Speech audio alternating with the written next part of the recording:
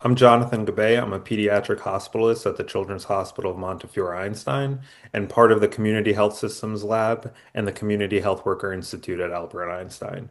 Our research group focuses on the intersection of social drivers of health and health system designs.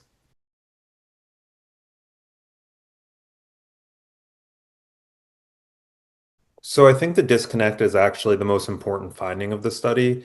It tells us that composite indices, while useful for describing disparities, can actually obscure signals from specific drivers when you roll everything into a single score.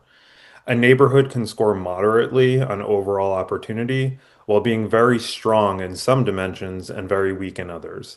And those strengths and weaknesses can actually cancel each other out in the composite, but be really important for healthcare outcomes. So, for clinicians and health systems, the practical interpretation is that you shouldn't stop at the composite score, as this just tells you where low opportunity is in general. If you're using a tool like the COI to guide outreach, screening, and resource allocation, you might get more actionable information by looking at the components. The composite is a starting point for identifying where disparities exist. The subdomains are where you start to understand why and what to do about it.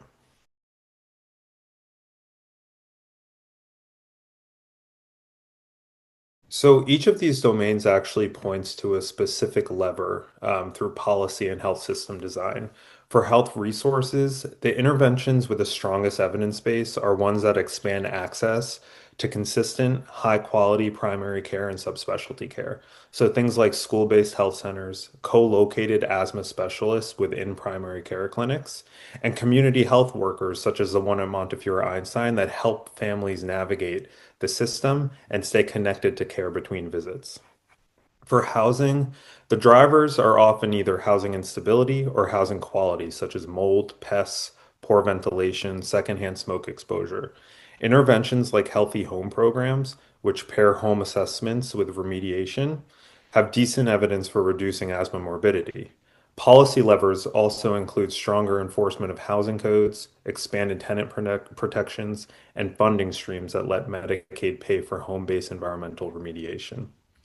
Wealth is one of the more harder ones to intervene on directly, but it's also where policy matters the most. So things like the Earned Income Tax Credit, Child Tax Credit, federal food benefits, and stable housing subsidies have demonstrated profound downstream effects on health outcomes and allow families to obtain and keep wealth.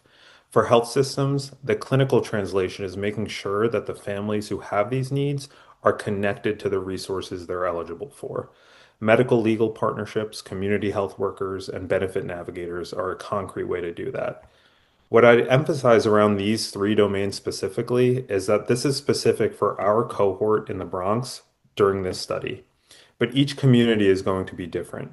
The other important point is that these domains also reinforce each other.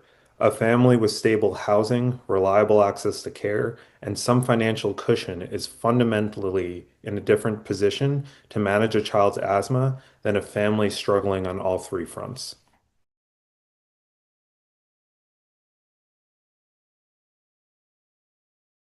So causal forests are a machine learning algorithm that give us two things that traditional regression approaches couldn't. First, they handle confounding very flexibly. When you're studying neighborhood effects, you might be dealing with a lot of correlated variables. Traditional methods like regression require you to specify those relationships in advance, and you're often making strong assumptions of how certain things interact. Causal forests let the data kind of guide the model structure, which is better suited to the messy, non-linear reality of how neighborhood resources interact with individual measures. Second, and more importantly, they're designed to estimate heterogeneous treatment effects, meaning that we can look at whether the effect of higher neighborhood opportunity varies across patient subgroups. This is really aligned with the concept we developed called precision social medicine. We're not asking just does this matter on average? We're asking for who does it matter most and under what conditions. That's the kind of question you need to answer if you want to move from population level associations to actionable, tailored interventions.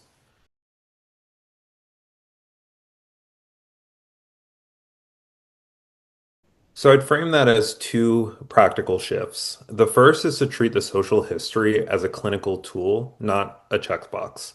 So when a child with asthma is in front of you, the questions that really matter are very specific. So what does the home environment look like? Is there visible mold, pests, or is there exposure to secondhand smoke? Is the family able to fill prescriptions consistently? Those answers change the management plan just as much as a controller does. So, a child living in a home with environmental triggers and limited access to consistent care is going to have a harder time achieving asthma control, no matter how good the inhaler technique is.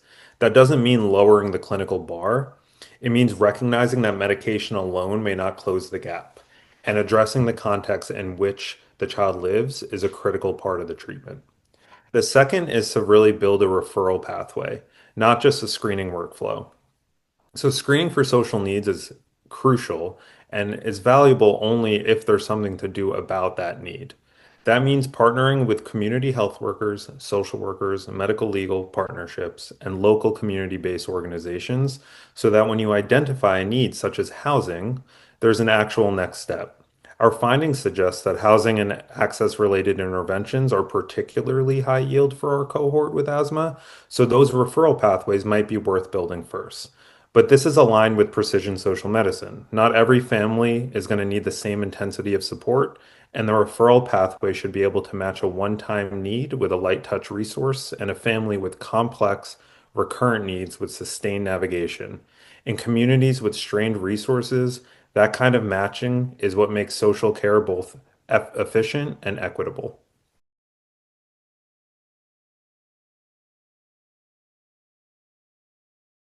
There's a few paths forward. On the research side, we need more studies that do what ours did, understand the intricate pathways that lead to adverse outcomes for pediatric populations. Asthma is just one example, but the same logic applies to many chronic conditions, including diabetes, mental health conditions, epilepsy, and so on. The answers are likely to be different for different conditions and in different communities, and that specificity is what makes findings actionable. We also need to pair neighborhood context data to individual social needs data because the two can diverge in important ways, leading to what's called an ecological fallacy, where the needs of the community don't exactly represent the needs of the individual. On the health system side, the operational question is how to build these workflows that actually use this information.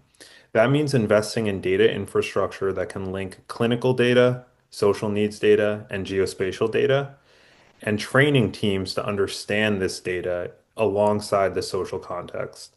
In a place like the Bronx, which has both high need and substantial existing community infrastructure, the goal is to build tiered, data-informed models in partnership with the community. We're not aiming to replace expertise with an algorithm. It's to use data to help direct limited resources to where they'll have the most impact, while keeping the door open for every family who walks in. And that's the foundation of precision social medicine.